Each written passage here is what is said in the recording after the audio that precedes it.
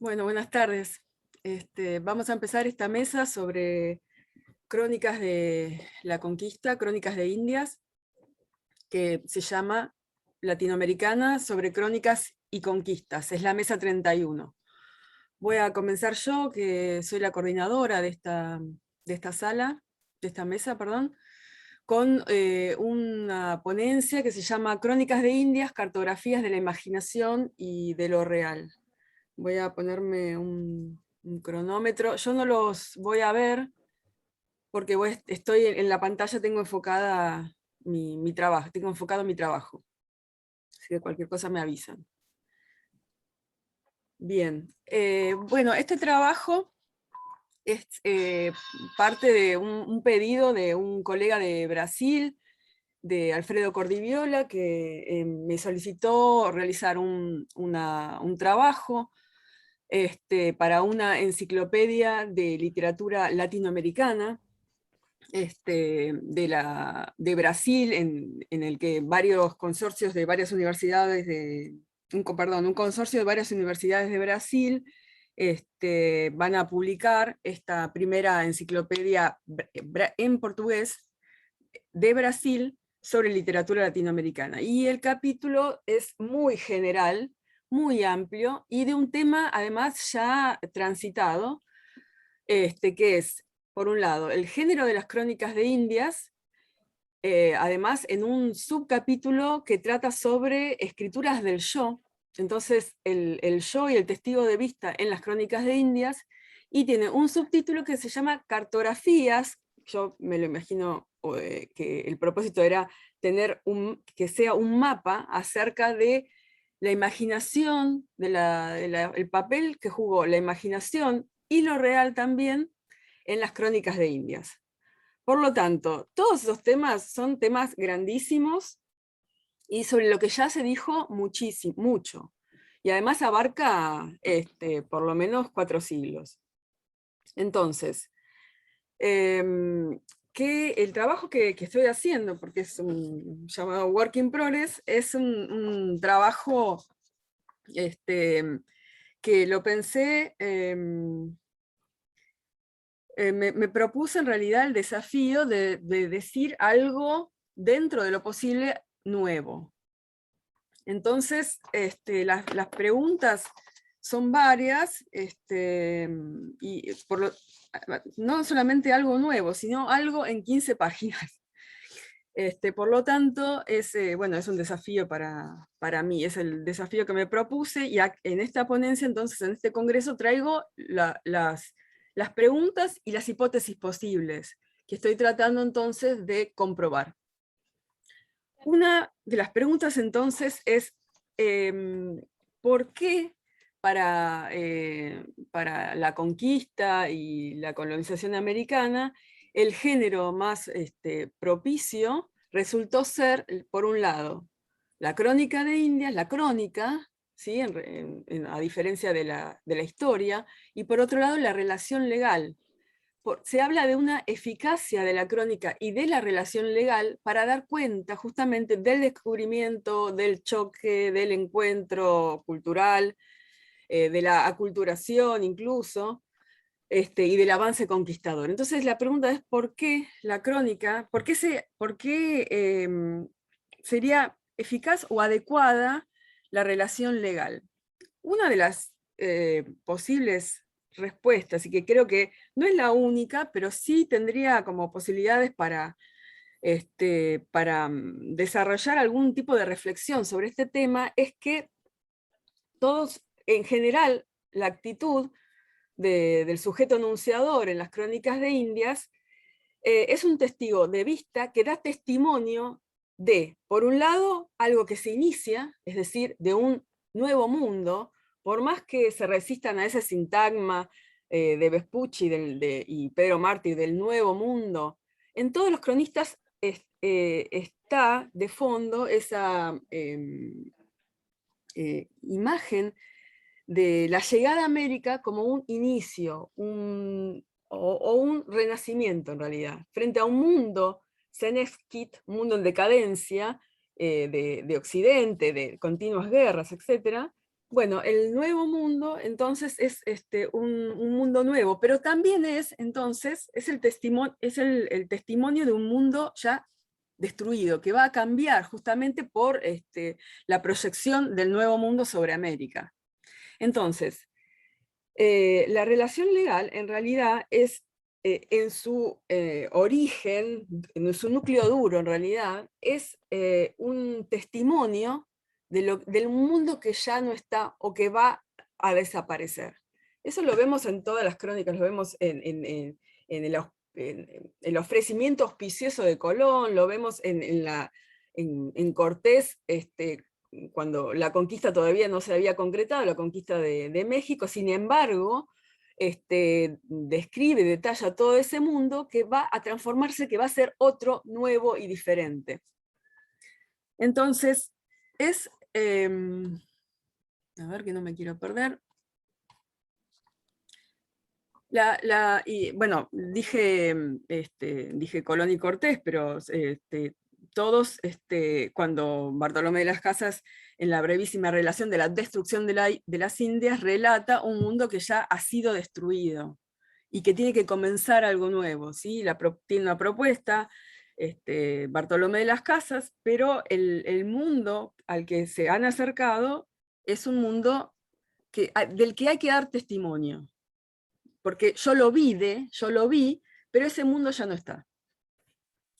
Bien, entonces esa sería una de las explicaciones que habría que yo tendría que podría desarrollar, de un mundo que se piensa ya aniquilado, frente a la posibilidad de un nuevo mundo también. Entonces, quiero ver la relación entre el testimonio, el testigo de vista, y el encuentro y relato sobre el nuevo mundo. Bien, ahora, es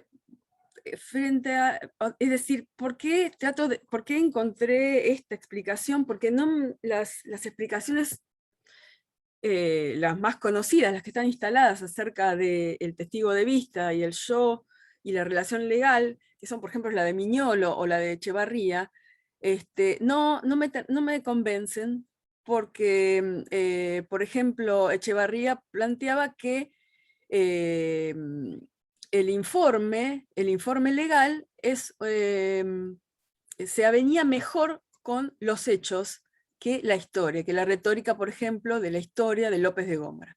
Y es una verdad, dice Echevarría, un tipo de verdad distinto, más apegada a los hechos. Esto suena bien, pero si uno indaga un poco más, si lo piensa un poco más, suena muy mal. ¿Qué es un texto más apegado a los hechos? De última, es un efecto acerca de que está más apegado a los hechos. Que ¿cómo un texto puede estar más apegado a los hechos que otro? Eso es, digamos, desde la arbitrariedad de Saussure, que no es posible. Y Miñolo dice algo parecido.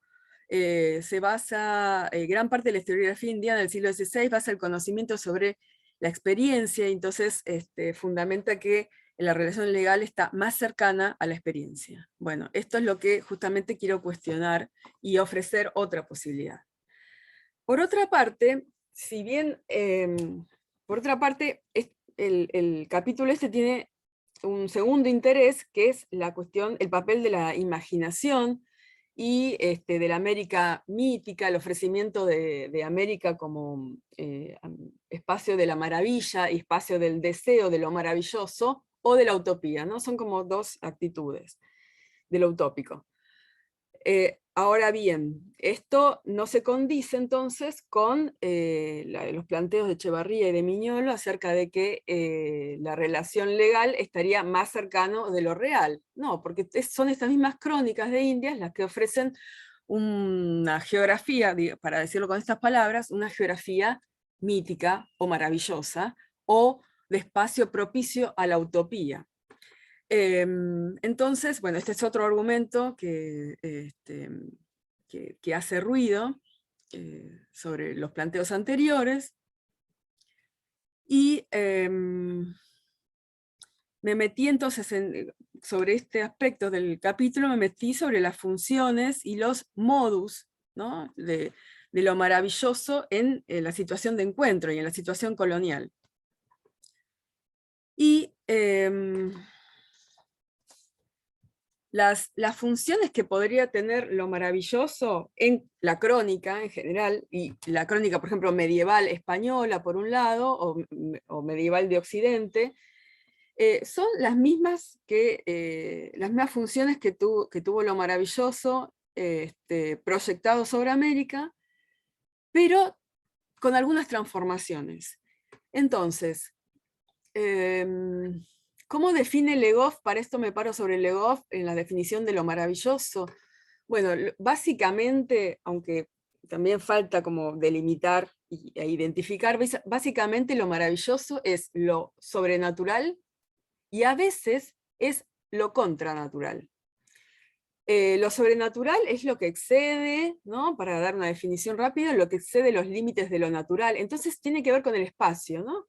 Es lo que excede en realidad un modelo de humano definido a partir del sujeto del yo, a partir del sujeto de enunciación. Entonces todo lo que se aleje de ese sujeto de enunciación es sobrenatural, o lo que, digamos, no tenga las formas y los límites y las fronteras de lo conocido, ¿sí? Y de lo cercano. Por eso siempre lo maravilloso en general sucede en los espacios como el desierto, el bosque, y en América también, o la montaña.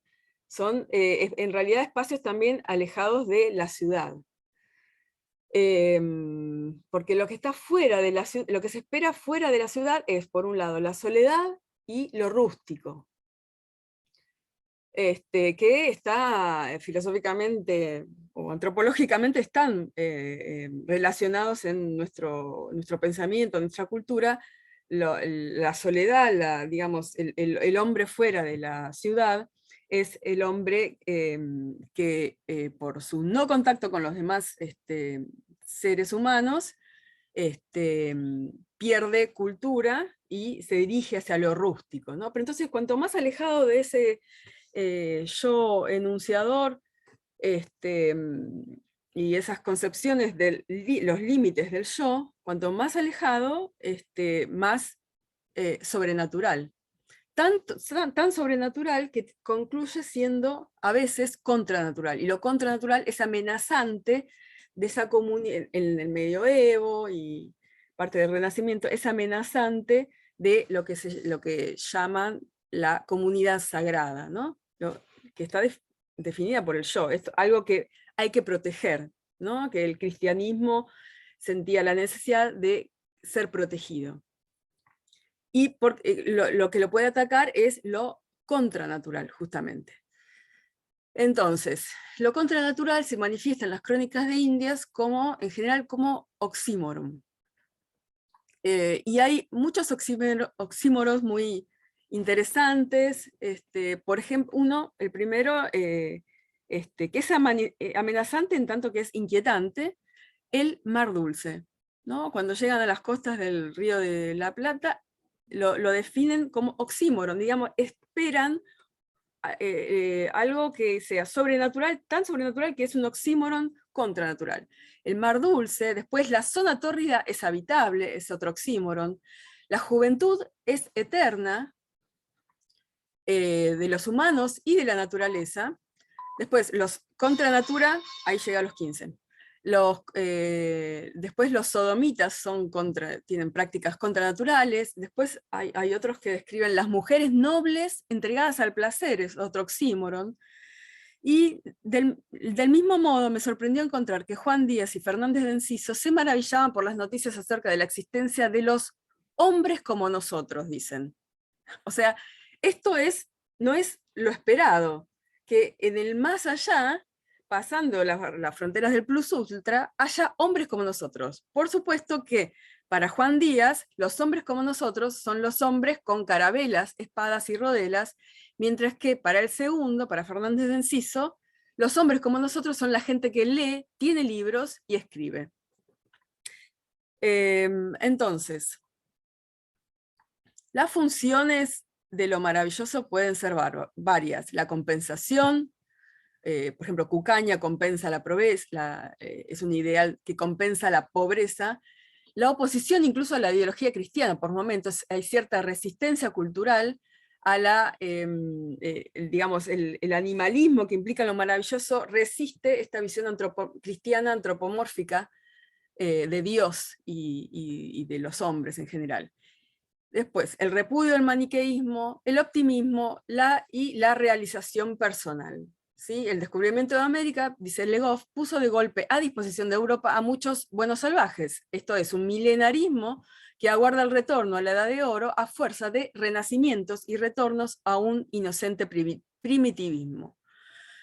Entonces, lo maravilloso también es el desafío y la prueba del caballero, y tiene las funciones de compensación y realización. No solamente eso, Carolina Martínez y Pablo Viñolo, ya tengo que cerrar, refieren a que lo maravilloso y lo utópico otorgaban verosimilitud a la escritura del más allá. El más allá solo podía explicarse en términos de lo maravilloso para ser creíble y verosímil. Después, bueno, hay funciones que no voy a decir acá, de historia natural, pero cierro con esto, ¿cuáles son las transformaciones que se operan sobre de lo maravilloso occidental en el encuentro y en la conquista y en el choque? Por un lado asume dos direcciones, por un lado el sincretismo, y por el otro lado, dice, esto lo plantea Greenblatt, lo maravilloso tiene función imperial de dominación y colonización. Esto en América, ¿sí? En el movimiento imperial de colonización. Es cierto, y por un lado lo maravilloso y lo utópico sirvieron, esto lo planteo yo, la aprehensión en América de lo maravilloso y lo utópico sirvieron a la continuidad y a la reproducción, ¿sí? De una imagen colonizadora de América tropical, fértil y abastecedora del mundo occidental, pero también la apropiación por parte de Latinoamérica de estos tópicos, identidades e imágenes sobre América,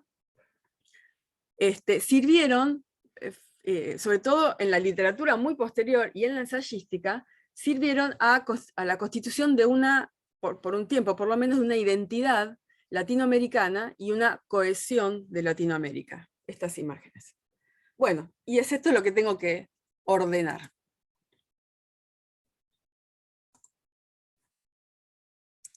Hola, Mariana.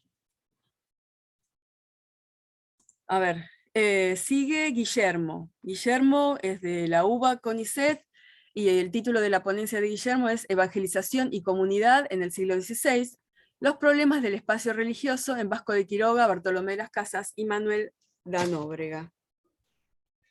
Hola, buenas tardes. Bueno, muchas gracias, Vanina, gracias a la gente del Congreso por aceptar la participación. Esta ponencia se inscribe en el doctorado que estoy haciendo, que dirige justamente Vanina, y versa en la tercera parte sobre las comunidades religiosas que querían implantar estos tres evangelizadores en América, pero se inscribe en el marco mayor de los métodos evangelizadores que querían desarrollar en textualidades propositivas, es decir, textos preparados para proponer un determinado modo de evangelizar y de convertir a los naturales. Voy a leer el trabajo. El método de conversión que desarrolla Bartolomé de las Casas en el Tratado de Único Vocationis Modo es fundamentalmente persuasivo. De ahí que la figura ideal del predicador adquiera por momentos la forma del orador ciceroniano. Las fuentes de la retórica clásica le permiten a las casas presentar al evangelizador apostólico como quien adecua la materia de su discurso a las aptitudes y necesidades de los oyentes, en este caso los amerindios. El objetivo de la prédica se condice con el del método lascasiano: persuadir el entendimiento y atraer la voluntad del otro al cristianismo. En el texto, esta función lingüística y argumentativa posee, a su vez, un correlato que se proyecta en el diseño de comunidades coloniales que las casas intentan implantar en América. Retomando los postulados aristotélicos sobre la organización de la polis, el fraile asocia la buena predisposición del espíritu a recibir la fe cristiana con el hábito que se forja en la vida comunitaria. Cito: Lo que es familiar en fuerza de alguna costumbre se oye con mayor gusto y con mayor facilidad se acepta. El argumento culmina con una alusión al proemio escrito por Cicerón en su retórica antigua, donde narra el ejemplo de un sabio filósofo que, cito, atrajo a los hombres primitivos que vivían en un estado salvaje y muy semejante al de las fieras, a un género de vida más humano, a la aceptación de la educación en las buenas costumbres, al conocimiento de Dios y al culto de la religión divina. Al igual que sucede con los escritos de evangelizadores como el Vasco de Quiroga y Manuel de Nóbrega en otras regiones del mundo colonial, el mandato apostólico de predicar la fe en todo el orbe se amalgama en el discurso lascasiano con la creación de pueblos sui generis, pensados para facilitar la conversión de los naturales según un determinado método pacífico. El espacio de la evangelización, durante la modernidad temprana de las monarquías ibéricas, supuso un problema político y teológico, pero también textual. Las diferentes respuestas a la pregunta por el lugar de la predicación generaron diversas ficciones comunitarias en las que algunos religiosos auguraron una vida utópica, con indios cristianos que acataban mansamente las normas del dogma occidental. Como afirma Virginia Aspe, la utopía americana, cito, se formuló de manera distinta a la de los cánones clásicos de Platón y Tomás Moro, en especial porque estos proyectos se crearon para ser aplicados a una realidad concreta, como solución ante la magnitud del descubrimiento y ante lo titánico de la empresa enfrentada.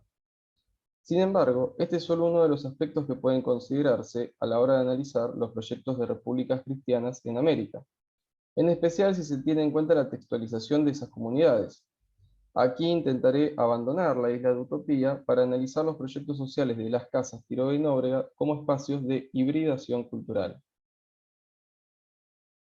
Bueno, Néstor García Canclini elabora sus reflexiones sobre la interculturalidad durante un viaje por Michoacán, la tierra de los pueblos hospitales de Quiroga.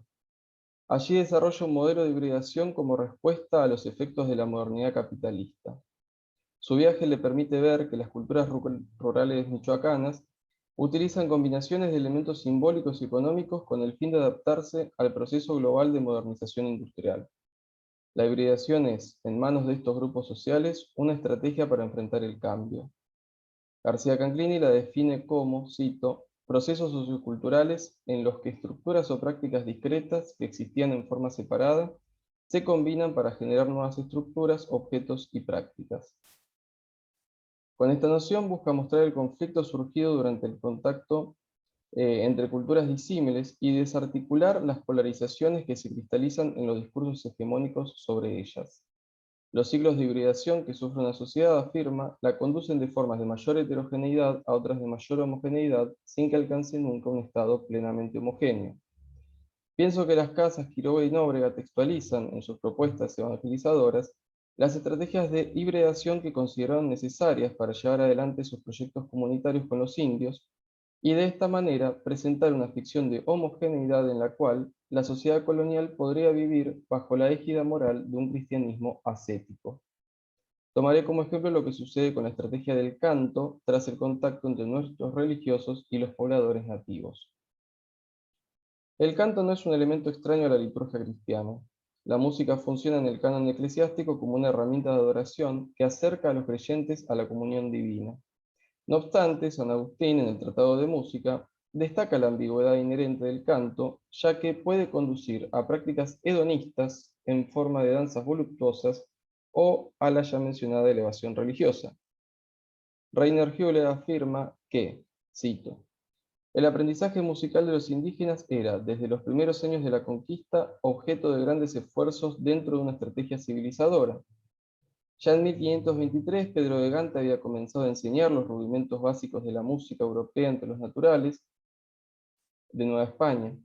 En la península ibérica, hacia 1527, el sacerdote Juan de Ávila confeccionó una doctrina cristiana para ser recitada durante el adoctrinamiento de los fieles europeos. Años después, los jesuitas retomaron la práctica del catecismo cantado en las colonias, así como antes lo hicieran franciscanos y dominicos. Tal fue la relevancia de esta práctica de transculturación que, en 1562, el Concilio de Trento se expidió sobre el asunto para regular, cito, el orden de todo lo perteneciente al régimen debido en los oficios divinos, al modo con que conviene cantarlos y arreglarlos, y para desterrar del templo del Señor las músicas y cantares impuros y afeminados. Los evangelizadores remarcaron numerosas veces la destreza musical de los indios y el cambio favorable que efectuaba el canto en su estado de ánimo. El aprendizaje del sistema armónico europeo era también signo de su racionalidad. Quiroga, por ejemplo, en la carta que envía al Consejo de Indias en 1531, comenta: muchos de ellos saben leer y escribir en su lengua y en la nuestra, y en latín, y cantan canto llano y de órgano, saben apuntar libros de ello, harto bien, y otros predican. Para Quiroga, el canto de los indios se ubica en la misma línea que otras funciones lingüísticas como leer, escribir y predicar, una dimensión lógica y discursiva que los aproxima a la naturaleza racional de los cristianos. Años más tarde, en la Información en Derecho, el fraile recuperará las prácticas musicales autóctonas de los nativos, sus areitos, cantares, bailares, fiestas y convites, como exponentes de atributos esenciales, cito: su buena simplicidad y voluntad, y grande humildad y obediencia e increíble paciencia y libertad de ánimo. El cargo de oidor le permitía a Quiroga ser testigo de esas costumbres que los indios realizaban, bailando y cantando con admirable concierto y orden, es decir, dentro de una lógica comunitaria de festividades que luego, en los pueblos hospitales de Santa Fe, se tradujeron paulatinamente en ceremonias híbridas, cubriendo con máscaras cristianas la espiritualidad pagana. Las Casas, en el de Único, vincula la acción catequética con el canto a través de la referencia a una experiencia análoga: la historia de un grupo de religiosos que había evangelizado la isla de Tánatos, en Inglaterra, siglos antes de la conquista de América. Cito: aquellos varones llegaban, no apoyados en el poder del demonio, sino protegidos por la virtud divina y cantando letanías. La música vuelve a adquirir protagonismo en su método cuando organiza la estrategia general para las expediciones de indios cantores a la tierra de guerra, en la actual Guatemala. En agosto de 1537, este equipo de nativos inició la labor evangelizadora en la región cantando la doctrina cristiana. La armonía de instrumentos y voces transmitía un mensaje claro: los ídolos adorados por los indios de la tribu eran en realidad demonios y sus sacrificios humanos iban en contra de la nueva moral que debían respetar. Estas canciones poseían un factor que acrecentaba su eficacia: fueron compuestas en lengua indígena y según la cadencia musical autóctona, como afirma Remesal en su relato de los acontecimientos. La repetición durante 8 noches consecutivas de los cánticos cristianos despertó el interés de los amerindios, que recibieron finalmente a los frailes dominicos ocultos detrás de la táctica melódica. El éxito de la maniobra fue tal que, a partir de 1540, la corona española expidió 12 decretos que conminaba a la orden franciscana a suministrarle a las casas indios que tuvieran talento musical para concretar sus proyectos comunitarios. El proceso de hibridación vehiculizado a través de la música queda en evidencia en diversas cartas que Nóbrega envía desde el Brasil. Una de ellas, escrita en 1552, está dirigida a Simão Rodríguez de Acevedo, provincial de la Compañía Jesuita en Portugal, para disipar las dudas que Nóbrega le plantea acerca de la estrategia evangelizadora americana. Luego de permanecer 3 años en el litoral brasileño, la manera ortodoxa de predicar la doctrina comenzaba a mostrar sus limitaciones ante la resistencia de algunos grupos nativos que no parecían tan predispuestos a convertirse. A medio camino entre la exaltación de su condición utópica y la condena de sus prácticas idolátricas, la heterogeneidad de los universos socioculturales brasilindios provocaba fisuras y desplazamientos al interior del dogma cristiano. La primera pregunta de Nóbrega es de índole comunicativa, ya que el diálogo suponía una práctica fundamental en un proyecto pacífico de conversión. Cito: si se podrá confesar por intérprete a la gente de esta tierra que no sabe hablar nuestra lengua, porque parece cosa nueva y no usada en la cristiandad. Todas las preguntas son en forma de condicional. Luego, avanza sobre la cuestión espacial al insinuar el provecho que supondría la penetración del sujeto americano en el edificio mismo de la liturgia. Hay costumbre en estas partes de permitirse los gentíos en las iglesias a la misa juntamente con los cristianos, y no los dejan fuera por no escandalizarlos. Si se guardará el derecho antiguo o si se permitirá estar todos mezclados. Esto llega a su paroxismo cuando sugiere también dejar que los brasileños ingresen desnudos a la misa por ser su costumbre. El último interrogante está referido al canto y parece, como las anteriores, una propuesta velada. Cito: si nos abrazaremos con algunas costumbres de este gentío, las cuales no son contra nuestra fe católica ni son ritos dedicados a ídolos, como es cantar cantigas de nuestro Señor en su lengua, por su tono, y tañer sus instrumentos de música, y esto para atraerlos y que dejen las otras costumbres esenciales, y así predicarles a su modo, en cierto tono, andando, paseando y batiendo en los pechos, como ellos hacen, cuando quieren persuadir alguna cosa, porque la semejanza es causa de amor.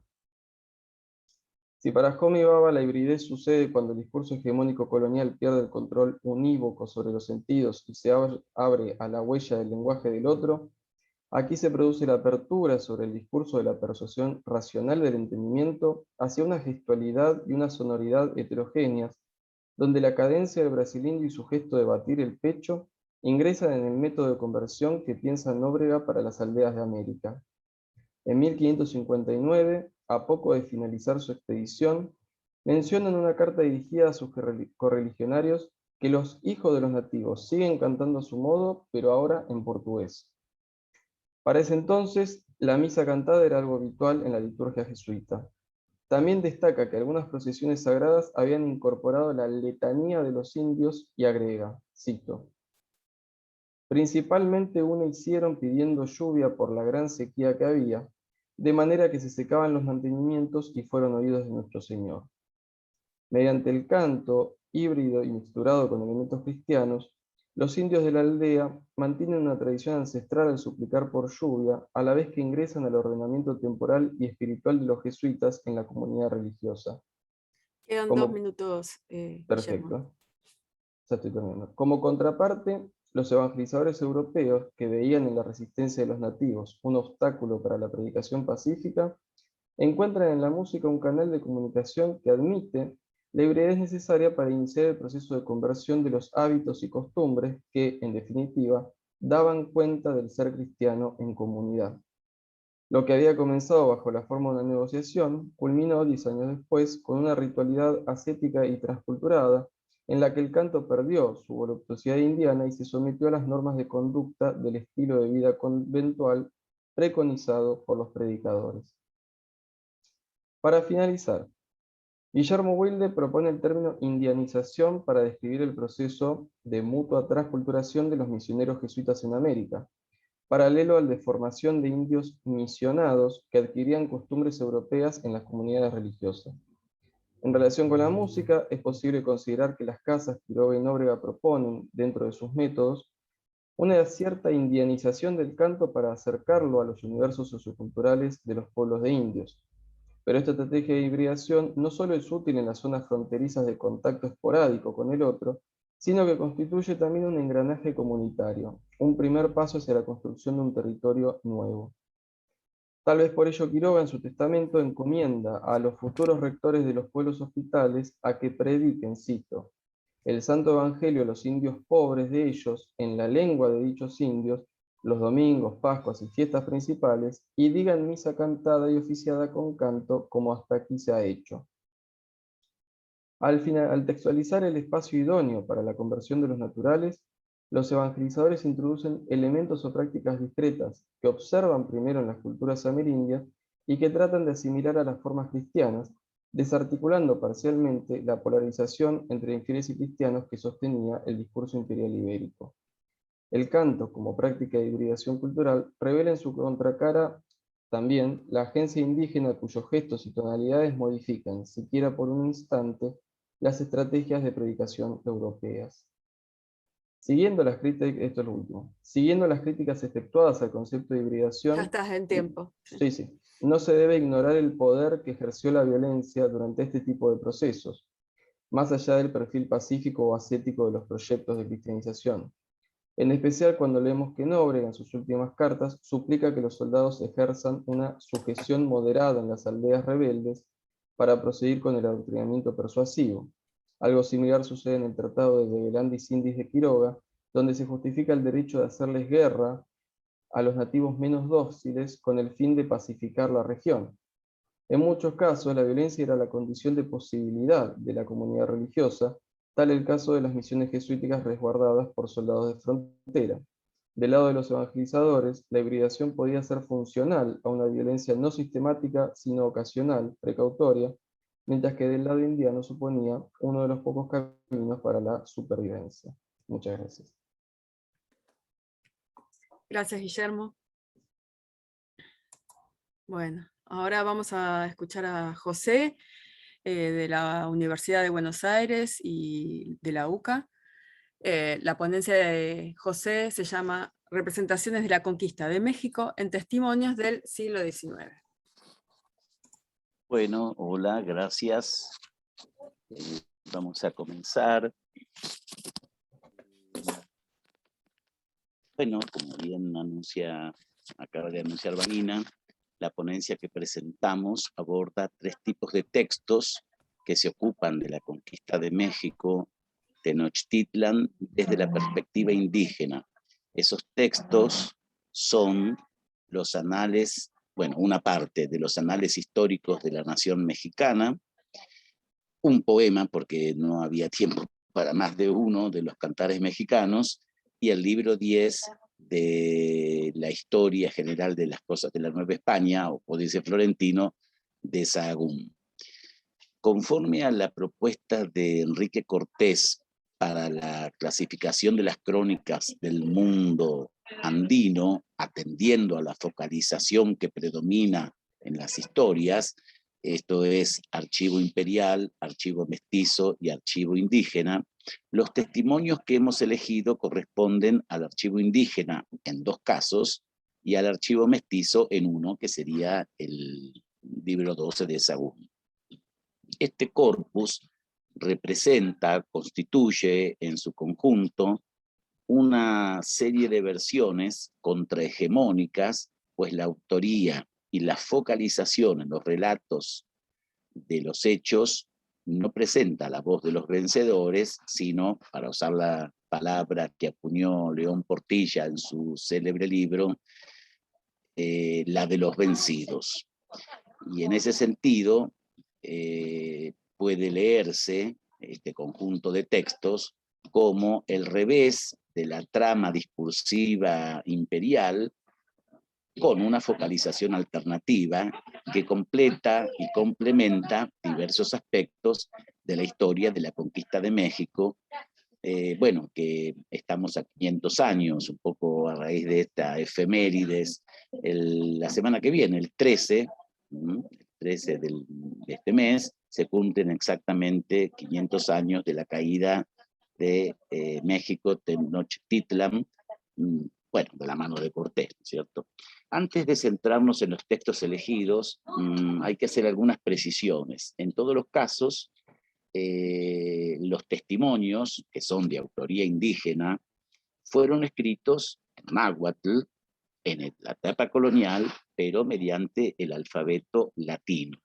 Esto presupone reconocer la parcial aculturación de los sujetos enunciadores colonizados, es decir, de los indígenas, y que surgieron dentro de un contexto o zona de contacto, como dice Luis Prat, marcados por relaciones de poder de subalternidad y asimetría entre los colonizadores y los colonizados. Los anales históricos de la nación mexicana constituyen el testimonio más antiguo, según casi todos los especialistas, referido a la conquista de México por parte de los indígenas. Fue escrito, como ya dije, en náhuatl, con caracteres latinos, en Tlatelolco, en 1528.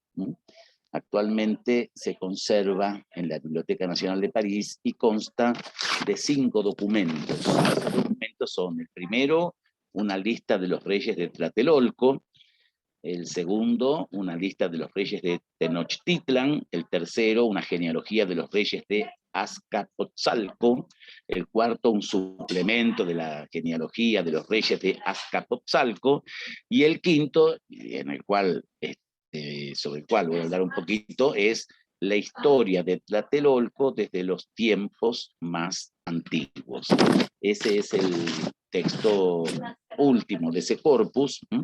Bueno, se trata de un texto anónimo Y como dije antes, si es de 1528, todos los especialistas coinciden con esto, es evidente que fue escrito solo 7 años después de la caída de Tenochtitlan.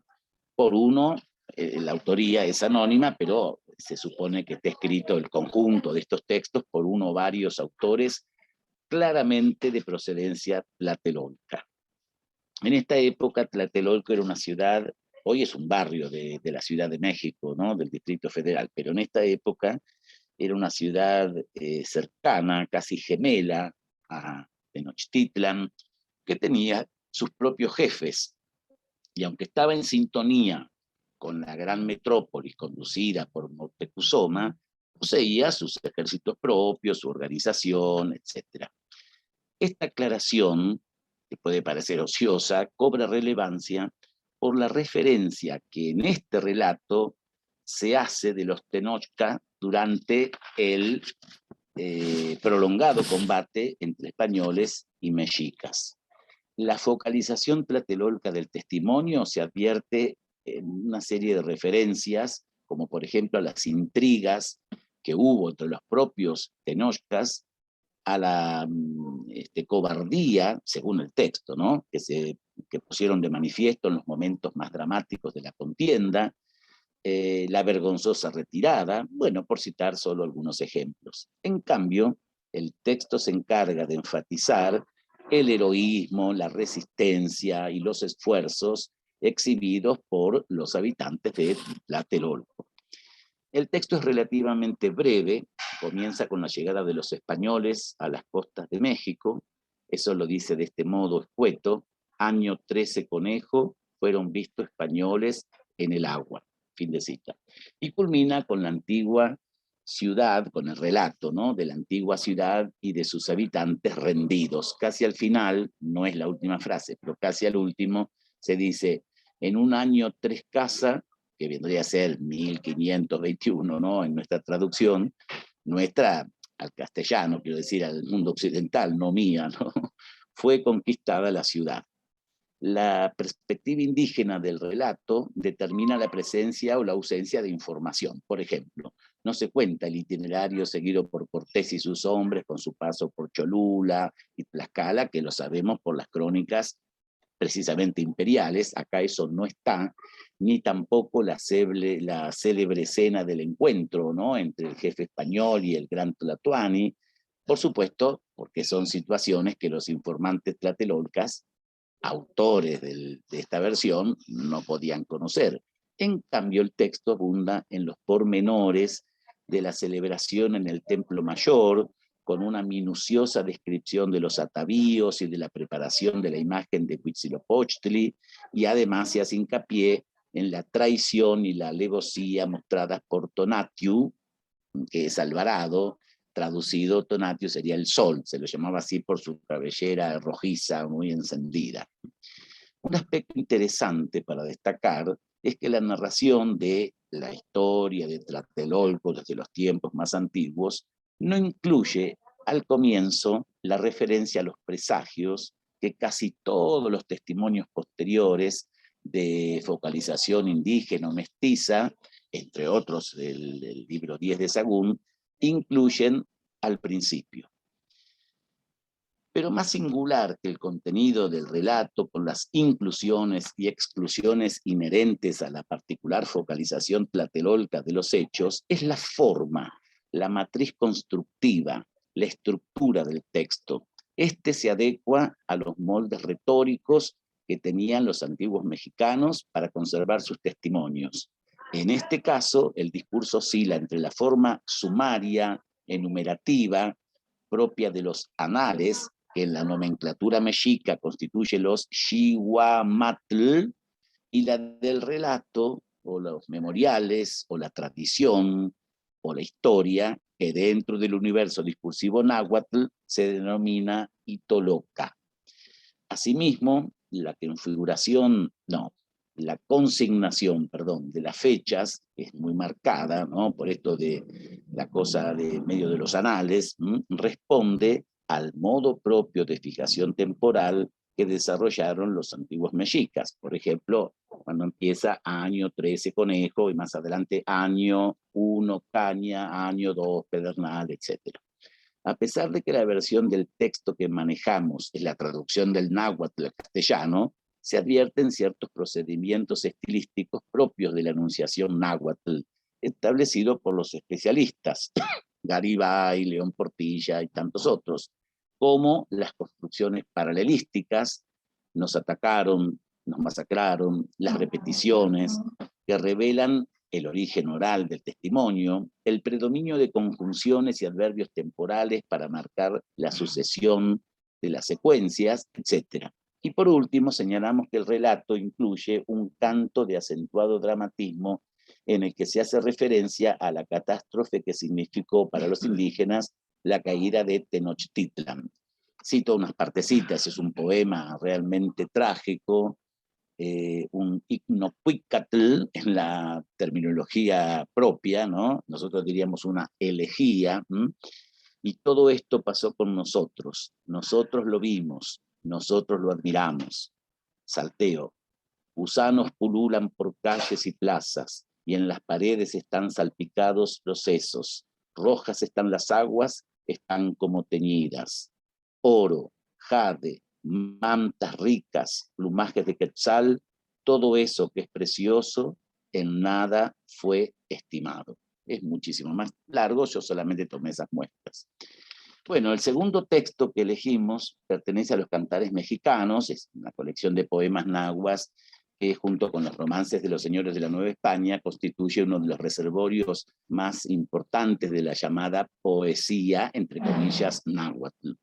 Desde los pioneros y ejemplares trabajos de Garibay, bueno, se ha estudiado mucho la existencia entre los antiguos mexicanos de escuelas de canto, de toda una, podríamos decir, una retórica, una estilística, un lenguaje altamente refinado, formalizado, que sí nos permite hablar de una dimensión estética, más allá, por supuesto, de otras funciones que tenía la poesía, digamos, lírica, como alentar la guerra, celebración de ciertas hermandades, etcétera, etcétera, que no viene a cuento. Bueno, poesía se decía cuicatl, que se traduce como canto, y con una serie de prefijos, como icnocuicatl, xaocuicatl, huehuecatoli, etcétera, se va estableciendo lo que diríamos una diferencia de temas, de impronta, ¿no? Según de qué traten los temas y sobre todo del tono, si es elegíaco, si es alegre, si es filosófico, etc. Bueno, se ha perdido el pueblo mexica, constituye, que es el que hemos elegido para decir 3 palabras, un canto triste, un icnocuicatl. El sujeto lírico expresa un profundo sentimiento de pérdida, de orfandad, a través de la reiteración de un campo semántico ligado al llanto, a la pérdida, a la desgracia compartida por el pueblo mexicano frente a la derrota. Y por último, ¿me queda un tiempito? Sí, 3 minutos. ¿Cuánto? 3 minutos. Bueno, por último, de esto tenía más, pero la historia de Sahagún, voy a decir 3 cositas, porque no es una obra, digamos, una gran enciclopedia, ¿no? Que él hizo con sus informantes indígenas. Todo ese proceso lo voy a saltear, porque además no hace a lo que yo quiero decir, con la particularidad que el último libro, que es el libro 12, es el relato de la conquista de México desde la perspectiva indígena. Que sea desde la perspectiva indígena no significa que el fraile estuviera ausente. Por eso, entre otras razones, la ubicamos como una versión mestiza, porque son indígenas ya aculturados, que saben el castellano, la doctrina cristiana, y que respondieron a una serie de cuestionarios que elaboró el mismo fraile para justamente, y además hay paratextos, hay prólogos en la obra, todas de autoría del fraile, que van, es un autor editor, y aunque está capturada la palabra del otro, es una palabra, por supuesto, muy mediatizada. Eso aparece, como también aparece, por supuesto, la focalización indígena, que es también tlatelolca. O sea, a mí me llamó la atención, desde hace años que frecuento estos documentos, aunque no soy un especialista, que no tenemos una versión estrictamente tenochca o de Tenochtitlán. Cuando habla Moctezuma, habla a través de las voces de otros, pero no hay un documento, así como estos muestran desde los tlatelolcas, o por supuesto de los de Tlaxcala, que de eso yo no me referí, desde luego, ¿no? Porque no da tiempo para todo. No tenemos eso. Entonces, digamos que en este caso se hace evidente también, aunque el fraile hizo las minutas en 3 ciudades diferentes, pero predomina la focalización de Tlatelolco, y eso se nota en también la valoración de los hechos y demás.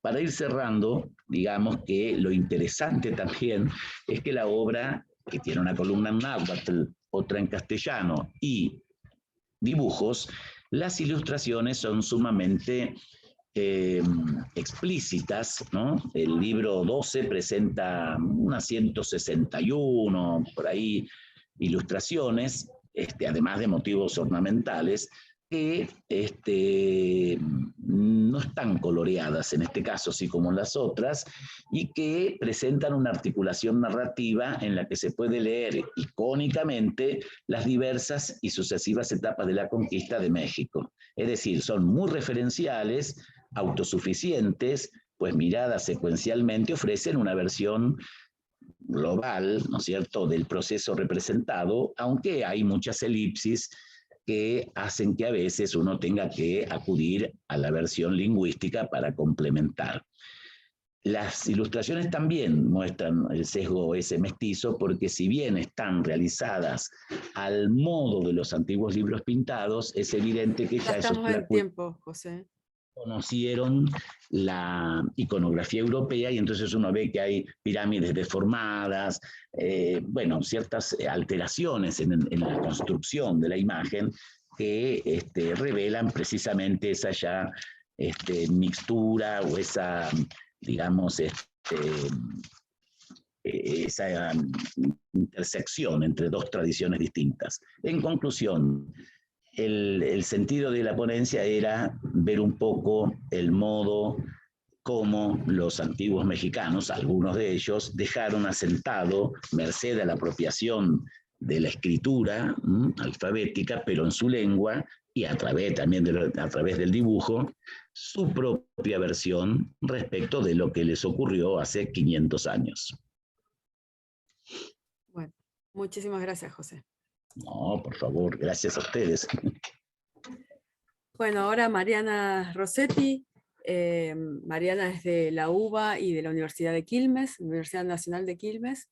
La ponencia que nos va a exponer o a leer es la edición en tiempos de independencias, las casas como proyecto cultural y político ilustrado.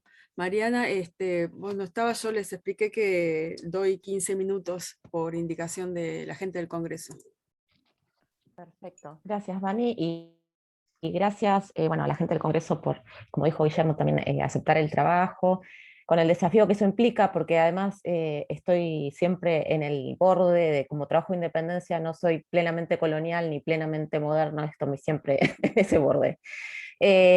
Bueno, en relación con el tópico que trabaja, o el eje que trabaja la mesa, que tiene que ver con las crónicas, en realidad yo retomo un poco lo que trabajó Vani en su exposición, porque en el siglo XIX se empieza a replantear lo que tiene que ver con la importancia del discurso histórico, ya no visto desde el lugar de la crónica, sino visto como un discurso en sí independiente de las crónicas de los conquistadores y de los diferentes testigos de vista, y empieza a jugar mucho la problemática del armado de un archivo. Y digamos, el eje de mi exposición, que tiene que ver específicamente con cómo retomar la obra de las casas en el siglo XIX, va de la mano de unir dos movimientos que se piensan, o generalmente se piensan uno causa del otro, pero no, o uno producto del otro, pero no de forma dialogada, que tiene que ver con la ilustración y la independencia. De hecho, Chartier fue uno de los grandes especialistas que trabajó el tema de si los libros pueden hacer las revoluciones, pensando específicamente si la ilustración y la escritura ilustrada puede hacer la revolución. Su conclusión fue que no. pero encontró modos de leer que nos permitían pensar que la revolución era posible gracias a esa apertura que generó la Ilustración francesa, pero que tuvo como una venia muy fuerte, no solamente en Francia, sino también en España, que es el objetivo de mi trabajo, generar una vinculación entre España y América. En particular, quiero concentrarme en una obra que se dividió en 2 tomos, que se publicó en 1822, que la publicó Juan Antonio Llorente, porque es una obra que recopila, en realidad es una mezcla de distintas obras de las casas, algunas ya conocidas y otras no, que se recuperaron de archivos, y lo interesante es que se consolida la figura de las casas como un defensor del proceso independentista, no meramente independentista de las Américas, sino también digamos, como un proceso ligado a emancipar distintas potencias, ya sea España, de la mirada tan propia de la leyenda negra de distintos ilustrados alemanes y del norte de Europa, pero también como un proceso mediante el cual las casas pasó a ser el epítome de, digamos, recuperar ciertas enseñanzas de la conquista, pero no pensadas como una España que domina o que maltrata a América, sino como, y esto es lo interesante, desde el lugar no de los conquistadores, sino el lugar de los religiosos, y específicamente desde el lugar misional, cómo España contribuye a la mejora de América. Entonces, acá lo que quiero aclarar es una cosa interesantísima que tiene que ver con que este proyecto ilustrado, que no deja de ser ilustrado, surge en 1800 con el padre Gregoire. Henry Gregoire era hago una los pongo en sintonía. Gregoire era un francés que fue considerado como el padre de lo que tiene que ver con la Iglesia constitucional francesa, que fue obispo de Blois y que después tuvo, digamos, una carrera muy fructífera en toda Europa y en América. Fue uno de los pilares para recuperar la figura de las casas en el siglo XIX. De hecho, en 1800 hace una recuperación de la figura de las casas específicamente para desligarlo de lo que tiene que ver con la esclavitud negra en América. Hace una apología de las casas que tiene tanto éxito que tiene una repercusión en toda Europa, y que me parece interesante porque entramos a jugar con, bueno, qué importancia tuvo las casas en la ilustración de toda Europa, cómo se lo ligó con la leyenda negra. Gregoire se desliga de esa mirada de la leyenda negra y lo que pretende es mostrar cómo desde el siglo XVI y desde esta perspectiva tan potente que tiene que ver con la conquista sobre América, existieron figuras españolas que pueden desligarse o que pueden repensarse para dar cuenta de un vínculo entre España, América y también Europa. O sea, la idea de Gregoire era recuperar una figura religiosa, porque él no dejaba de ser religioso, para que la perspectiva sobre la religión fuera distinta en relación con el poder de conquista y el poder militar. Lo interesante es que recupera una figura que era español, ¿sí? Pero no la piensa como español, en ningún momento la sitúa como un español, la piensa como una figura universal. Y esto es muy interesante porque hay una nueva mirada sobre las casas como un preilustrado. Así como pasó con Sigüenza como un preilustrado por algunos, pasó lo mismo en el siglo XIX con la figura de las casas. Ahora, ¿qué es lo que sucede? Gregoire tiene contactos con muchos hispanoamericanos exiliados o desterrados, como fueron el caso de Fray Servando Teresa de Mier, y el caso de Funes. Funes no fue desterrado, pero el contacto que hay entre Gregoire y Funes se da a través de Rivadavia. Y esto es fascinante, son todas estas conexiones que uno, sí, son todas estas conexiones que se van dando y que son, ay, perdón, acá la tengo a mi pequeña y la vida en pandemia, sí, pero que se dan en relación con qué es lo que sucede con los distintos movimientos de ideas y de pensamientos entre figuras que se van movilizando. Algunas, como en el caso de Funes, no viajó a Europa, pero sí tuvo contacto con Gregoire a través de Rivadavia, cuando en realidad había sido preso por Rivadavia, ¿no? Esto lo trabajó muy bien Pablo Martínez Gramuglia hace un tiempito, en el 2018, pero que tiene que ver con cómo, a pesar de las rencillas políticas, las figuras y los letrados han tenido mucha repercusión, y es por eso que bueno, lo político por momentos se deja de lado para recuperar la figura letrada. Pero hago un poco esta sintonía que tiene que ver con que Gregoire es el que une a las figuras de Llorente, a la figura de Mier y a la figura de Funes para construir una obra que tiene que ver con recuperar obras de las casas. De hecho, en el tomo 1 es toda recuperación de obras de las casas, y en el tomo 2 hay algunas cartas de las casas, y nos metemos de lleno en distintos escritos que son apologéticos sobre la figura de las casas. Ahora, lo interesante es que Gregoire no edita esta obra, la edita Llorente.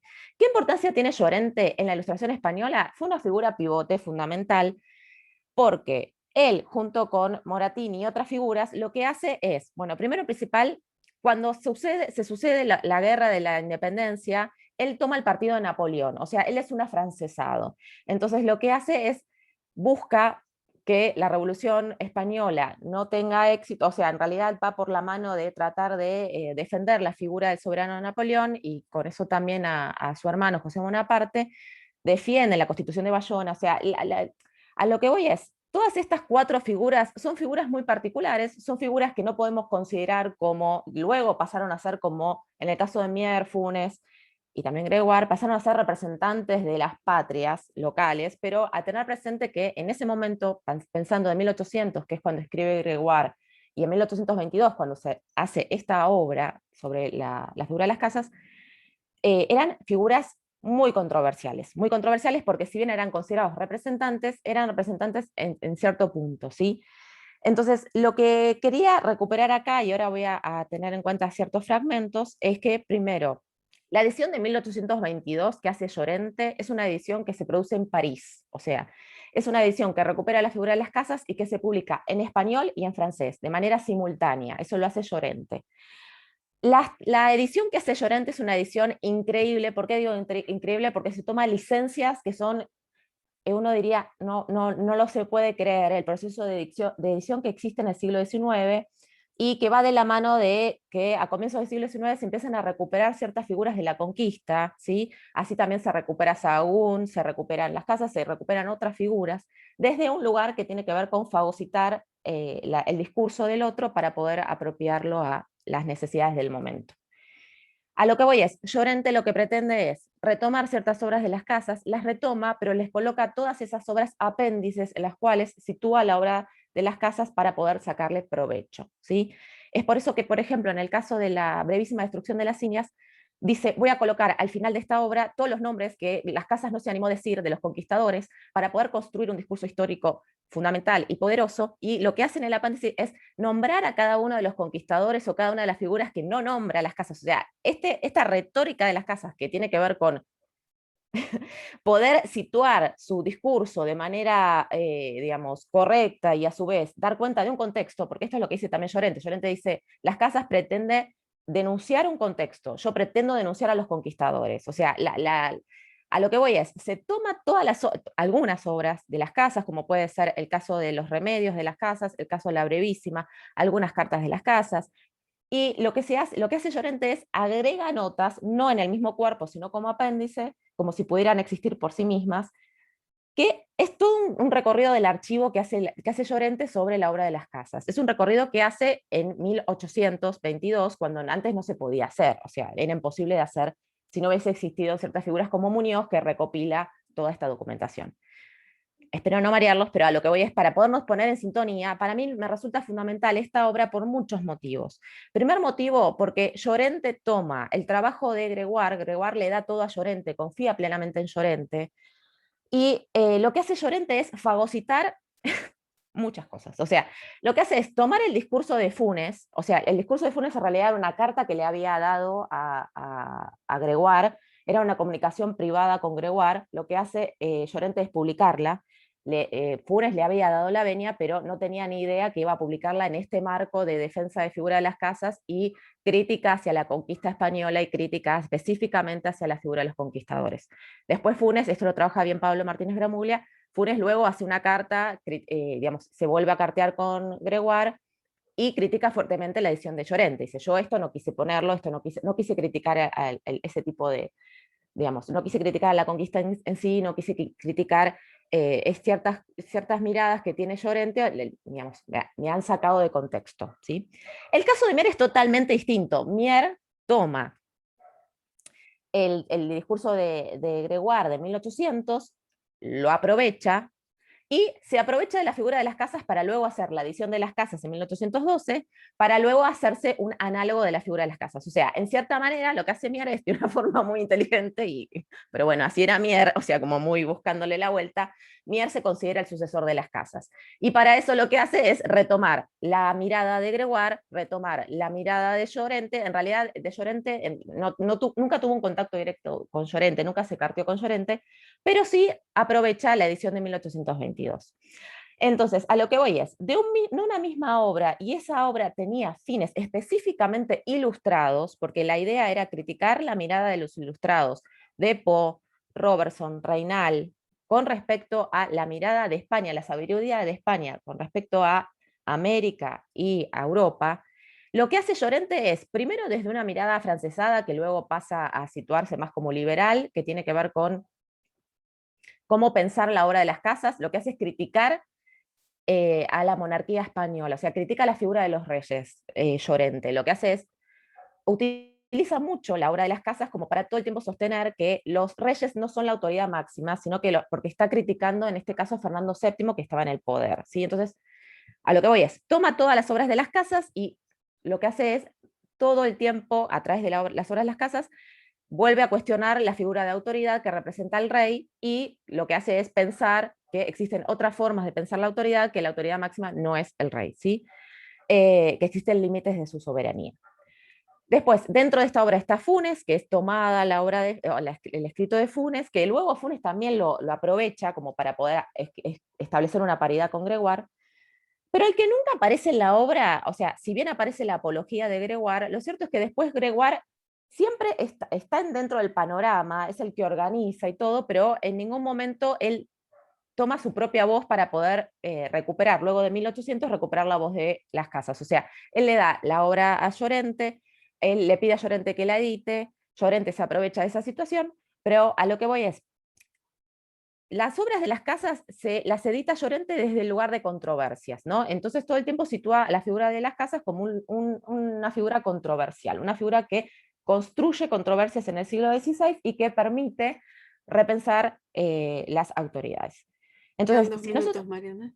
solo para cerrar, me parece fundamental, y esto es solamente un inicio porque da mucho para trabajar esta obra, pero en esta obra hay una conglomeración de distintos ilustrados, todos apuntando para distintos lados, y de hecho esta obra no es homogénea, esta obra luego tiene fagocitaciones, tiene aprovechamientos, pero lo que voy es que es muy interesante pensar que desde 1800 a 1822 hubo un proceso que fue de la par a los procesos emancipatorios, y que poco tuvo que ver con los procesos emancipatorios en sí, sino que fue repensar la figura del letrado en el siglo XIX a través de su poder sobre las distintas poblaciones. O sea, esto creo que va de la mano de, para poder cerrar, de recuperar la importancia de la ilustración en las independencias, la ilustración no como causa, sino como movimiento a la par de las independencias, que no tiene que ver solamente recuperar la figura de las casas como un prócer, o si se quiere mejor dicho, como un padre de las independencias, sino también pensar a la figura de las casas como una figura que articula distintos movimientos y que a su vez nos permite reflexionar sobre la figura del letrado. Creo que esto es como para cerrar. Muy bien. Estoy anotando, perdón. Bueno, genial. Nos quedan 15 o 20 minutos para charlar entre nosotros. Okay. Porque nadie nos vino a ver, pero también me parece una buena ocasión para charlar entre nosotros, justamente porque a veces trabajamos juntos, pero no nos escuchamos. Entonces a mí me llama la atención todos los trabajos, todo lo que expusieron, ¿no? Y cómo, bueno, a pesar de que a veces no nos escuchamos, dialogamos también, entonces eso Sí. está bueno. No sé si tienen entonces ustedes preguntas o comentarios. Yo tengo algunos, pero... ¿Sabes qué? A mí me parece, recupero un poco lo que trabajó Guillermo, que me resultó muy interesante en relación con el tema de la música, porque me hizo acordar mucho a Cabeza de Vaca, con todo el tema de la música y lo diabólico. Vieron que en esos pasajes de Cabeza de Vaca donde existe esta idea del areíto, ¿no? Que, digamos, y todo el tiempo el ruido va de la mano de lo diabólico, de cómo lo acecha él, ¿no? Y también pensando un poco en las crónicas que trabajó José, o esta idea de en las crónicas también la música va de la mano de, pienso también en Colón, ¿no? Todo el tema de, así como está lo maravilloso que trabajaste vos, Vani, el tema de lo musical también tiene un peso muy fuerte porque va de la mano de lo que no se puede aprender, no se puede terminar de comprender. Entonces me parece re interesante pensar cómo los religiosos pudieron generar ese vínculo con todo lo complejo que eso implicaba, porque me imagino todo el tema de aprender la lengua, también aprender como las cadencias, ¿no? Y trasladarlo al discurso religioso. Eh, digamos, la pregunta que voy con esto, Guille, es si realmente, porque vos decís que esto tuvo éxito a la hora de catequizar Bueno, y de... no yo, digamos, pero Claro, bueno, pero a lo que voy Remesal y sí. es fascinante, o sea, Bueno, yo no lo creía al principio, o sea, yo lo leía y decía, ¿cómo puede ser que aprendieron la claro, lengua, aprendieron la cadencia musical, aprendieron exacto, a tocar? O sea, exacto. no es que aprendían ellos, primero, por ejemplo, las casas, más que nada es como el estratega, por eso yo hablaba de Ujú. estrategias y después también hablaba de tácticas, porque hay como una estrategia general que da las casas que es, aprendamos la lengua, aprendamos sus instrumentos, su música, pero después lo que lo llevaban a cabo eran otros. Estaba ahí Fray Luis Cáncer, que sabía la lengua, después tenían a los indios que estaban, digamos, educados por los franciscanos en la música y en el canto gregoriano, en cantos cristianos, digamos. Entonces, habría que ver también, y esto es como, bueno, son pactos que uno establece de lectura, de creer o no creer que realmente reprodujeron la tonalidad. Pero bueno, en Nóbrega, por ejemplo, que tenían muchísimo menos estructura para llevar adelante la evangelización, porque estaban las colonias mucho más desahuciadas, más todavía que en España, y las aldeas sobre todo, de repente que lo que eran cantos diabólicos, medio, digamos, de rituales, ¿no? De los rituales que tenían ellos, empezara de a poco, que empiecen a cantar letanías, o sea, súplicas, el género letanía, ¿no? Inculcarles eso, pero también cuando dice, yo me imaginaba, perdón, ya que estamos entre nosotros, me imaginaba a los evangelizadores golpeándose el pecho, ¿no? Y gritando, Dios nos hizo, Dios. Y yo decía, es una escena bizarra hasta un cierto punto. Pero bueno, si lo consignó en una carta para el superior de la orden y le está preguntando si lo puede hacer, evidentemente lo hacían. Pero sí, es súper interesante y también lo que decía sobre Garibay, sobre toda esta poesía náhuatl, esta música, José, bueno, cómo es contada mismo por el lugar de enunciación mestizo por ahí, cómo se recupera desde otro lado. No se recupera como una estrategia para inculcarles una doctrina, se recupera Hola, por la forma Vanina, misma. muchas gracias. ¿Qué pasó? Ah, bueno, no escuché un ruido ahí. Y bueno, eso. No sé si... Yo con respecto a tu ponencia, Mariana, me surgió la cuestión de la universalidad de las casas y cómo las casas mismo trabajó tanto para configurar ese lugar y cómo todos sus textos tienen en algún momento un pasaje a la trascendencia y un pasaje a la universalidad, siempre con la filosofía cristiana y todo el andamiaje de la época, pero hace ese cruce y cruza ese Rubicón y se instala en un lugar en el que no muchos se instalaron y por eso después la repercusión también que tuvo.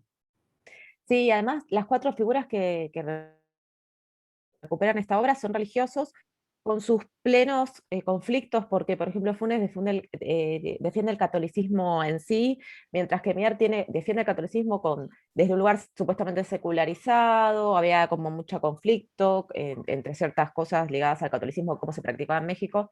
Después tenemos a Llorente, que estaba muy en crítica en relación con cómo era el catolicismo en España.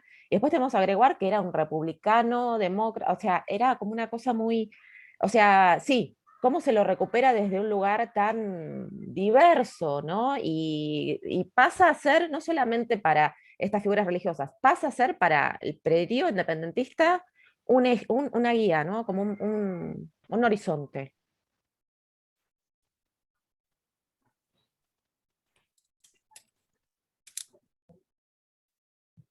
No sé si quieren comentar como los comentarios que dijeron recién. En general, en las casas que conocen estos otros sacerdotes o letrados es el de la brevísima, porque él escribió muchísimo, pero bueno, esa es la obra más, es esa es de las casas, porque también está la historia de las Indias, que bueno, es una Claro. cosa faraónica. Se me ocurre que ¿Sabes debe qué? ser el de la... ¿no?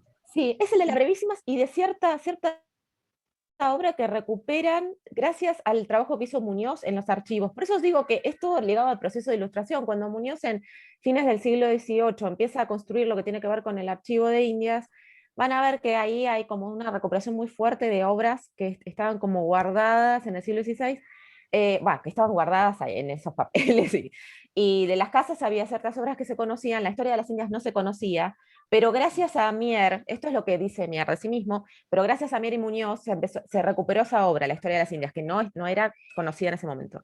Llorente no trabaja con esa obra titánica, sino que trabaja con otras pequeñas. Después les paso, si quieren, porque está online y además es re interesante este libro, pero son obras muy breves que recupera Llorente, con todo el aparataje de apéndice posterior, no adentro del cuerpo, sino posterior. Entonces, que tiene que ver con qué hace Llorente, con cómo se apropia, ¿no? Pero que lo va a hacer también Mier. O sea, Mier cuando hace la edición en 1812 de La Brevísima, lo hace casi sin notas, pero es como se considera el que recupera la obra. Recuerden que en América La Brevísima estaba prohibida, se prohibió en el mediados de 1600, entonces el tema era cómo llegaba a los independentistas La Brevísima, y llega por Mier en 1812, que lo publica no con su nombre, sino como un caraqueño republicano, que después va a decir que fue Bello, Andrés Bello, ¿no? Cuando le preguntan en la Inquisición, él dice, no, fue Bello, mentira, fue él. Pero lo interesante es que se recupera, después se vuelve a publicar en varias zonas de América, y lo interesante a tener presente es que la edición que va circulando en España, porque ahí no se prohibió y circulaba, estaba, bueno, obviamente limitada, no recupera la perspectiva de Mier. O sea, Mier hace todo un prólogo y luego en la edición del 21 hace como notas que no la recupera nunca España. O sea, no llega a España, o no se publica en España. Pero sí sirve como insumo esa edición para Bolívar, por ejemplo, para San Martín, y va de la mano es como si fuera un panfleto más, ¿no? Para los independentistas. Sí. Volviendo a lo de la música, me quedé pensando cómo, bueno, fue utilizada esto que aporta Guillermo. Yo de eso no sabía tanto, o no lo ignoraba, pero sí, posteriormente, ya en el 17, bueno, tanto en lo letrado, digamos, como Sor Juana en la Loa del Divino Narciso, donde ese areíto que cantan primero al Dios de las semillas, después terminan cantándolo, bueno, se produce la conversión y se sigue cantando bajo esa estructura. Pero también pensaba en la música, dentro del barroco, que esto se fue en los últimos años, digamos, por lo menos 20 años de esta parte, se fue revalorizando mucho la producción de una música barroca americana. Es decir, de hecho hay grupos que se llaman así, en Chiquitos, que es un lugar acá de Bolivia, han venido, yo los he escuchado en Buenos Aires a 7, 8, 10 años, una cosa así, con compositores que eran, bueno, sí, eran españoles, pero se producía esa fusión, ya sea por los instrumentos, que iban adaptando las obras, bueno, más canónicas del barroco, pero que aparecían después con otra coloratura y se iba produciendo realmente esa mestización, digamos, ¿no? Una cosa realmente muy curiosa. Ahí en la música, como en la pintura, se ve esa, por ejemplo, en el caso del barroco de India, como dice Picón Salas, en la literatura también, pero es un poco más complejo. En cambio, en la pintura y en la música está muy presente cómo se fue como resemantizando esas estructuras, primero, bueno, occidentales, digamos, y se fueron como aclimatando, no sé, me parece muy interesante eso, ¿no? Sí, es fascinante, y aparte en el barroco que ya estaba más instalada digamos, las comunidades y las misiones sobre todo, cómo operaban como espacios, más allá de que estaban, yendo a la territorialización que hablaba Vanina y a esa geografía, o sea, están como en un lugar, en un enclave que tiene a su alrededor un círculo militar que lo protege de alguna manera también. Y Claro. siempre se instalan así, incluso la de las casas, que las casas mismo después, o sea, él siempre tiene la perspectiva pacifista y demás, pero pacífica, pero siempre hay un cordón que le da, digamos, la condición de posibilidad para dirigir esa comunidad de la Vera Paz y demás, pero no la van a atacar porque hay un ejército alrededor. Y eso está, y no lo pueden desoír. Igual lo atacan, ¿no? Bastante. Sí, lo atacan también porque pasan, pero, Claro, pero claro. digo, estaba, digamos. Sí, hay todo un, Bueno, esa utopía de la vera un paz avance de... aparece en uno de los autores que vos estudiás, Guillermo, ¿no? Con los hospitales, esa idea de los Claro, hospitales. con Quiroga, sí, sí. Es que son, bueno, pero justamente para correr un poco de la cuestión utópica, que obviamente es súper válida para analizar y demás, pero también pierde de vista por ahí eh, otros procesos que se daban cuando ellos cuentan y proponen las comunidades. Eh, Porque sí, después está lo del género utopía, y incluso el memorial de Remedios es anterior a la utopía, y sí, ellos la leyeron y demás, o tenían conocimiento de ella, pero ellos querían que se hiciera, que se llevaran a Exacto. cabo. Sí, yo, a ver, yo tengo comentarios para los tres rápidos, por ahí no llegamos a discutirlos, pero se los Perdón, yo quería comento. decir algo Ah, de tuyo, Danina. Bueno, qué interesante, me encanta, no porque sí, ¿no? Sino que te animes a, bueno, a corregir o refutar en parte o proponer una lectura, una interpretación y una que se corre de la hegemonía teórica que, bueno, que todos hemos estudiado de estos popes, ¿no? Que hayas pensado desde otro lugar, digamos, ¿no? Eso me pareció muy interesante. Habría que ver todos los fundamentos, vos le hiciste como un resumen, ¿no? Pero me parece bárbaro eso, porque si no nos quedamos con esas imágenes muy sí. cristalizadas y, digamos, uno no se anima porque son figuras tan potentes que de pronto dice, ¿qué le voy a decir? Pero bueno, sí, se pueden decir cosas. Adelante, perdón, ¿no?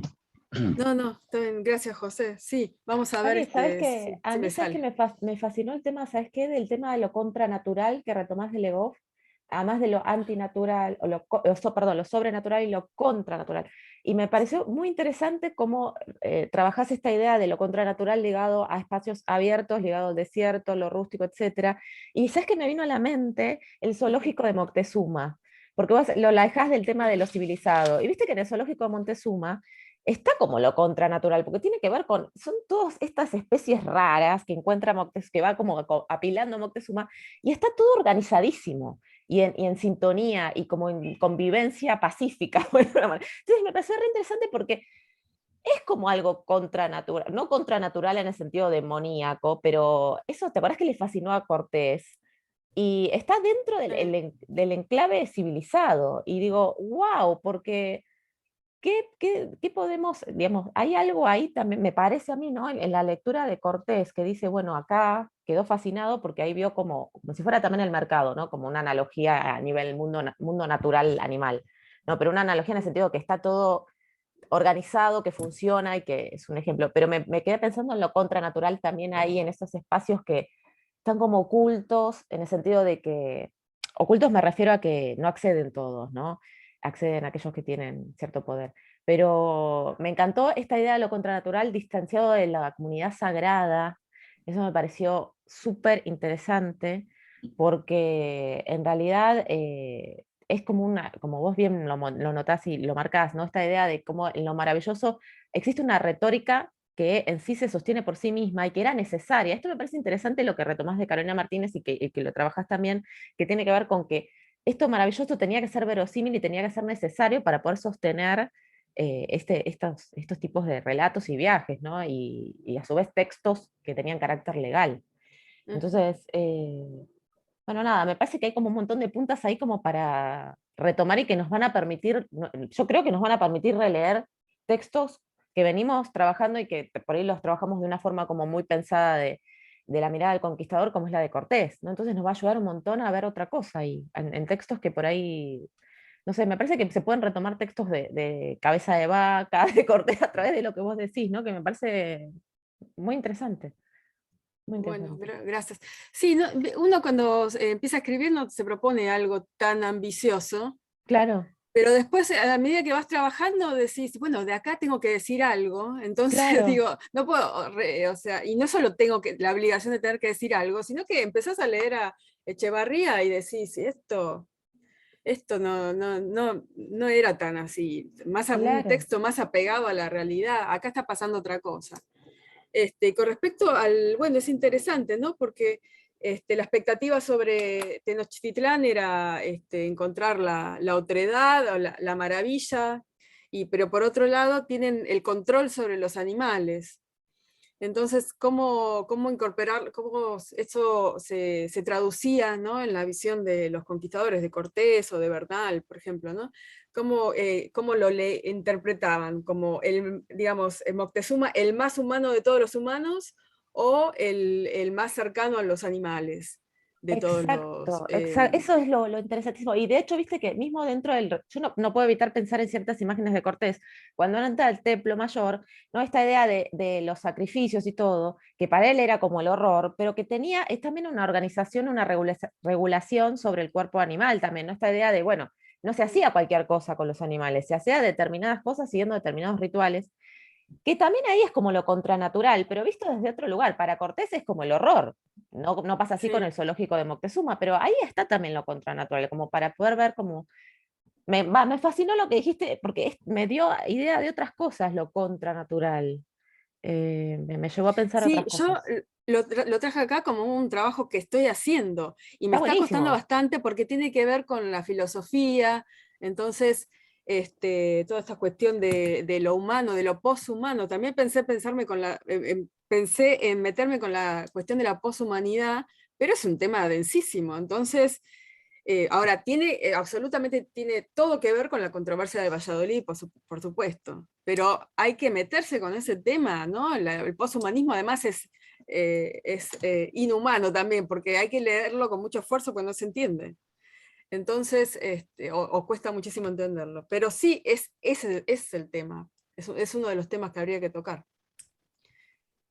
Bueno, y rápido les comento lo que quería yo. Después, por supuesto, como yo te estoy siguiendo bien de cerca, Guillermo, tengo algunas preguntas bien puntuales, pero con respecto a lo del canto que plantearon Mariana y José, el corpus que vos trabajás, no sé si vas a incorporar cantos, o si, qué es lo que vas a analizar de las menciones a los cantos, ¿no? Es como Claro, para no caer en una trampa. Digo todas las preguntas rápido si bien. quieren. Y después Dale. el trabajo de José está buenísimo. Por ahí, no sé, como soy coordinadora, tengo una sugerencia.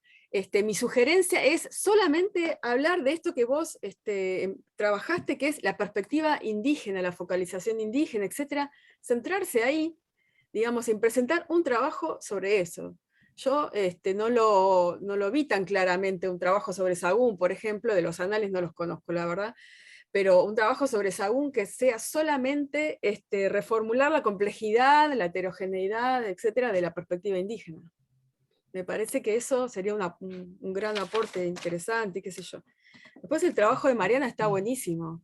La verdad que lo que estás desmenuzando acá es importantísimo y además interesante. Y tu forma de escribir o de pensar también está buenísima porque uno se hace la idea del diálogo entre estos independentistas, emancipadores, etc. Entonces, es lindo de leer también. Pero mi pregunta es, ¿qué concepto vas a usar para caracterizarlos como grupo, ¿no? Bien. Sí, Consorcio, creo que hablaste, genealogía. sí, exacto. Sí, yo lo pensaría más como porque no deja de ser las controversias, ¿no? A mí me gusta mucho el trabajo que hace Santarias. Santarias lo piensa como un cosmopolitismo patriótico, un patriotismo cosmopolita en realidad, ¿no? Que parece Patriotismo suena muy cosmopolita. loco, porque digo, yo tengo muchas críticas, ¿no? En relación a eso, porque parecería como algo muy anacrónico, ¿no? Porque lo cosmopolita es más para fines del siglo XVIII, fines del siglo XIX, perdón. Pero trabaja Ajá. en un artículo, Santa Arias, el tema de cómo puede pensarse esta idea de cuando los letrados viajan o cuando viajan estas viajan en las ideas no a nivel puro, no a la crítica de Schwartz, ¿no? Las ideas que viajan no, sino me refiero a cuando existen ciertos pensamientos y ciertas perspectivas que se confluyen, es como una suerte de cosmopolitismo o un patriotismo cosmopolita que va de la mano de que va cambiando. Y lo que me parece interesante es que, vuelvo a repetir, es una comunidad de letrados en pugna, digamos, y esto en realidad se ve desde la ciudad letrada de Ángel Rama en adelante, que tiene que ver con que nunca es un sector homogéneo. Y en este caso, además contamos con la transnacionalidad, ¿no? Esta idea de que no pertenecen ni a una misma patria, todavía no están construcciones de naciones, o sea, es posterior, al menos en Hispanoamérica. Pero lo que yo quiero recuperar es esta idea de que hay una unión, una conglomeración, si se quiere, ¿no? Una unión controversial de ciertas figuras que fueron luego representantes del periodo. Y que lo interesante es que no estaban pensando sentar las bases de independencias, sino que estaban buscando, a través de la ilustración, reconstruir la figura de las casas como guía para este periodo nuevo de ventana que se abría, ¿no? Entonces, va de Lo la de mano de... patriotismo suena un poco de prejuicio sobre Latinoamérica, ¿no? Sí, sí, tal cual. Pero ¿sabes cuál es el tema en relación con el patriotismo? Hay como toda una reconstrucción que se hace en el siglo XIX, como cómo pensar la patria ya no desde lo local, ni tampoco desde a nivel macro como propio de la monarquía, sino el patriotismo se va pensando de forma eh, muy dinámica y va uniendo distintos aspectos. Ya no tiene que ver con Pero el lugar de Santa nacimiento. Arias, me parece que no. Santa Arias No, en me parece Santarias que se no. engancha con un Exacto, prejuicio exacto. latinoamericano. Sí, sí, Sí. sí, sí, sí, exacto. Eso me, Por eso yo tengo como mis reticencias. Me pareció interesante. Igual yo creo que si hay algún eje a tener presente tendría que ver con este diálogo entre ilustración e independencia en ese periodo. Y hay algo que me marcó mucho que tiene que ver con dos trabajos de Chartier. Uno, el que trabaja sobre el tema de la influencia de la ilustración en las independencias, y otro que trabaja sobre la figura de las casas, viste que se lo retomamos bastante en la cátedra, sobre La Brevísima, cómo fueron las ediciones de La Brevísima, que habla de la Brevísima como un texto sin fronteras, que yo siempre, y con Pablo, lo venimos trabajando con esta idea de que es un texto que tiene demasiadas fronteras, no que no tiene fronteras, que tiene todo el tiempo que se lo utiliza, van colocándose fronteras cuando se lo utiliza, o sea, cuando lo trabaja Llorente, las casas es esto, cuando lo trabaja Mier, las casas es fagocitarse, pero es esto, cuando trabaja, o sea, esta idea de las casas pasa a ser la obra de las casas, ¿no? Una sinécdoque, pero la obra de las casas pasa a ser aquello, digamos, como un portavoz de aquello que querían sostener diferentes letrados. Entonces, todavía para serte sincera, Vani, no tengo como determinado qué ejes voy a trabajar en sí para abordar, pero sí lo que puedo tener presente es que va de la mano de mostrar cómo existían una república de las letras transnacional, ¿no? Esto es como interesante tener presente. Hay una crítica muy está fuerte en buenísimo. relación con la ilustración, que dicen que la ilustración en Hispanoamérica no tenía república de las letras. Esto lo trabajaron muchos, François Guerra, Renan Silva, bueno, muchos, y que recuperan ciertas figuras de la ilustración, pero como si fueran aisladas. Y acá lo que se muestra es que no, existían repúblicas de las letras, lo vengo trabajando con Iván Escamillo esto también, ¿no? Como en cada espacio, cada virreinato existían repúblicas de las letras y también a nivel transnacional. Pero bueno, es algo medio en germen. No sé si José y Guillermo quieren. Sí, te estaba anotando justo. No voy a tomar en el corpus cantos, lo que voy a trabajar es cómo el canto aparece en los textos de mi corpus que muestran un método evangelizador, es decir, Ok. cómo en la textualidad propositiva de estos religiosos, de estos tres, ellos toman el tópico del canto, digamos, la acción de cantar y las escenas de canto para mostrar que los indios son racionales por un lado, que tienen una lógica, que tienen una dinámica comunitaria que se puede aprovechar, que no es solamente, o sea, depende también del momento y qué texto, ¿no? Porque no brega para colmo, va de un extremo a otro todo el tiempo, entonces ve un canto y es demoníaco, pero después, bueno, si este canto lo despojamos de estos atributos medio voluptuosos, se vuelve un canto que puede ser cristiano, pero sí es un vehículo de dominación también, ¿no? De subalternización, dominación, transculturación, y bueno, por eso lo enmarco en los procesos de hibridación que surgen a raíz del contacto y de establecer una comunidad, del intento de establecer una comunidad. del intento y de, bueno, de la realización también de esa comunidad. Pero no el canto en tanto corpus, en tanto análisis de lo que dicen los cantos, sino O cuando de la los música, porque evangelizadores hay y de la partituras, música. se encontraron partituras, ¿no? En chiquitos, bueno, en todos. Hay un montón de material, porque aparte a mí lo de la música me encanta, bueno, por la música en sí, y porque también hay muchísimos textos filosóficos que hablan de cómo la música calmaba el ánimo, ordenaba el ánimo. Hay toda una idea de lo matemático en la música en esa época, el canto gregoriano, que establece todo un método. Entonces hay algo metódico en la música que también se ensambla con el método para convertir. Y bueno, eso me interesa, pero no específicamente la partitura o la música o el canto, porque ya es, o sea, a menos que encuentre justo sobre Nóbrega las casas, por ejemplo, yo busqué eso, si estaba en las partituras o algo de lo que cantaron los expedicionarios en la Vera Paz. En la búsqueda que hice, por lo pronto no encontré, siempre está la mención de que cantaron.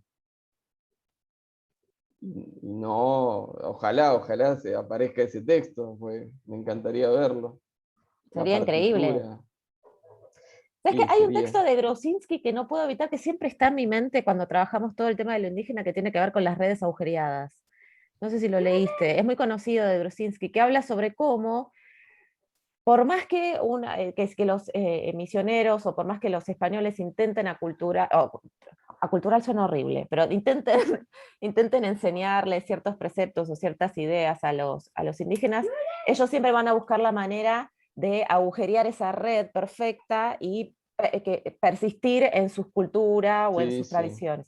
Entonces, vos ya algo mencionaste en tu exposición, pero estaría bueno también que, digamos, esa persistencia, que vos ya la venís trabajando en otras exposiciones, digamos, esta idea de esta hibridación en otros niveles, ¿no? También, pero a mí me interesa porque, digamos, Grusinski trabaja mucho ese aspecto, ¿no? No solamente en ese texto, también en otros, y me parecería, bueno, nada, ver si, qué permanece, no de diabólico, pero sí qué permanece, qué sustrato permanece que tiene que ver con sus tradiciones, ¿no? Como una suerte de engaño del indígena hacia al conquistador. Pero eso es por mi perspectiva más de guerrera de No, independencia. no, pero a mí me encanta. Lo único es que los textos que trabajo no tienen, o sea, son muy de proponer el método. Lo que sí me gusta mostrar a mí es cuando el método falla o cuando el método tiene una fisura o tiene una inconsistencia lógica. Cuando encuentro eso, me encanta, como la sujeción moderada. Bueno, sí, paz, paz, pero armame, ¿no? Pacificame el pueblo, que después voy y predico. Esas fisuras que no las pueden evitar cuando están hablando. Ahí están escribiendo. José, no sé si quieres. No, bueno, yo en la exposición esta, que no sé si se habrá que enviarla, eso no lo tengo claro, desarrollo un poco más, porque lo que quería ver era, observar era cómo, digamos, aparecía este contradiscurso, no solo en los testimonios más historiográficos, digamos, sino también en la propia lírica, que ellos tenían en los cantos una gran tradición. Y lo voy a desplegar, pero no necesariamente solo como estos cantos de orfandad o de estas letanías por lo perdido, porque voy a dar un seminario. En realidad toda esta ponencia surgió del seminario que propuse, que tengo que dar todos los años, sobre sobre la conquista de México en los textos, ¿no? Y por supuesto que voy a ver los canónicos imperiales, voy a ver estos y me voy a asomar por primera vez que vengo, por primera vez en la UBA, lo hago en otros lugares, yo tengo las traducciones, bueno, las buenas, ahora salió hace 10 años la de León Portilla, que es otra edición de los cantares mexicanos, ya la conseguí por mi amiga de Mar del Plata, Mónica Escarano, eso lo vengo trabajando de hace mucho, es una cosa que a mí me deslumbró siempre, así que nunca hice trabajos específicos, pero lo he abordado en las clases y lo voy a dar. En el seminario, ¿no? Como el Popol Vuh también, pero esto de los cantos, Y sí tengo muy presente, porque los estudiosos de eso ya lo han establecido, que uno cuando los lee, eso sí, ya es imposible de reponer. La transmisión iba acompañada de música, con los instrumentos, los atabales, etcétera, y de danza, pero no en un sentido como al modo occidental, como de decoración, sino que también significaban, los sonidos se elegían, o los instrumentos, según el canto fuera de guerra, o si era más filosófico.